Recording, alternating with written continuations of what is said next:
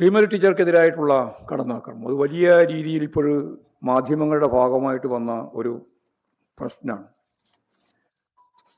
ശ്രീമതി ടീച്ചറെ ആർക്കും പ്രത്യേകിച്ച് പരിചയപ്പെടുത്തേണ്ട കാര്യമില്ല. ഒരു അരനൂറ്റാണ്ടായി കേരളത്തിലെ രാഷ്ട്രീയ സാമൂഹിക മേഖലയിൽ പ്രവർത്തിക്കുന്ന CPIM-ൻ്റെ കേന്ദ്ര കമ്മിറ്റി അംഗമായിട്ടുള്ള സഖാവ് ശ്രീമതി ടീച്ചർക്കെതിരായി വ്യാപകമായ പ്രചാരവേല അതിന് മത്സരപരമായ രീതിയിൽ നടത്തുന്ന മാധ്യമങ്ങളുടെ ഒരു ചിത്രമാണ് നമ്മൾ കണ്ടത്. അപ്പോൾ CPIM-ൻ്റെ കേന്ദ്ര കമ്മിറ്റി അംഗവും മഹിളാ അസോസിയേഷൻ്റെ അഖിലേന്ത്യാ പ്രസിഡന്റുമായ സഖാവ് PK ശ്രീമതി ടീച്ചറെ പറ്റി പറഞ്ഞിട്ടുള്ളത്, PK ശ്രീമതി ടീച്ചർ ഒരു MLA-യുടെ ഭാര്യയുടെ പേരിലുള്ള കുടുംബ പെൻഷൻ വാങ്ങുന്നു എന്ന പച്ചക്കള്ളമാണ്. വ്യാപകമായ പ്രചരണമാണ് ഇതിൻ്റെ ഭാഗമായിട്ട് നടത്തിയത്. 1960-ൽ തൃശ്ശൂർ ജില്ലയിലെ കുന്നംകുളം MLA ആയിരുന്ന PR കൃഷ്ണൻ്റെ ഭാര്യ PK ശ്രീമതിയാണ് ഭർത്താവിൻ്റെ മരണശേഷം കുടുംബ പെൻഷൻ കൈപ്പറ്റിയിരുന്നത് എന്നത് വസ്തുതയാണ്, എന്നതാണ് കാര്യം. എന്നാൽ ഇത് മറച്ചു വെച്ചു. ഇപ്പോൾ രണ്ടുപേരും മരിച്ചു. അതായത് ശ്രീമതി ടീച്ചറും മരിച്ചു, അതേപോലെ തന്നെ PR കൃഷ്ണനും മരിച്ചു.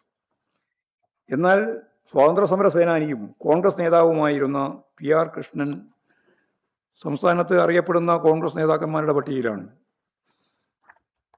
ഐക്യകേരളം രൂപം കൊള്ളുന്നതിന് മുമ്പും ഐക്യകേരളം രൂപം കൊണ്ടതിന് ശേഷവും 1960-ൽ നിയമസഭയിൽ മത്സരിച്ച് വിജയിച്ചിട്ടുള്ള ആളാണ്.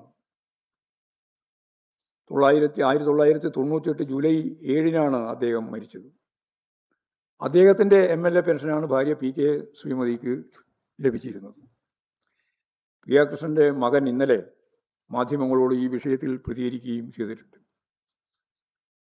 ഇങ്ങനെയുള്ള കള്ളത്തരങ്ങൾ പാർട്ടി നേതാക്കൾക്കെതിരായിട്ട്, പ്രത്യേകിച്ച് വനിതാ സഖാക്കൾക്കെതിരായി അടിച്ചുവിടുന്നതിന് യാതൊരു തരത്തിലുള്ള ജാള്യതയും കാണിക്കാത്ത ഈ പത്രപ്രവർത്തന അല്ലെങ്കിൽ മാധ്യമ ശൃംഖലയിലെ ഇത്തരം കടന്നാക്രമങ്ങളെ, വ്യാജ വാർത്ത നൽകുന്ന ഇത്തരം കടന്നാക്രമങ്ങളെ അതിശക്തിയായിട്ട് എതിർത്ത് പരാജയപ്പെടുത്തേണ്ടതുണ്ട്.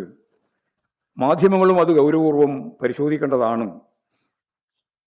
തെറ്റായ വാർത്തകൾ ഉണ്ടാക്കി മനുഷ്യനെതിരായിട്ട്, സാധാരണ മനുഷ്യർക്കെതിരായിട്ട് അതിശക്തിയായ പ്രചാരവേല സംഘടിപ്പിക്കുന്ന നിലപാടിനെ അതിശക്തിയായിട്ട് പാർട്ടി സംസ്ഥാന കമ്മിറ്റി എതിർക്കുകയാണ്.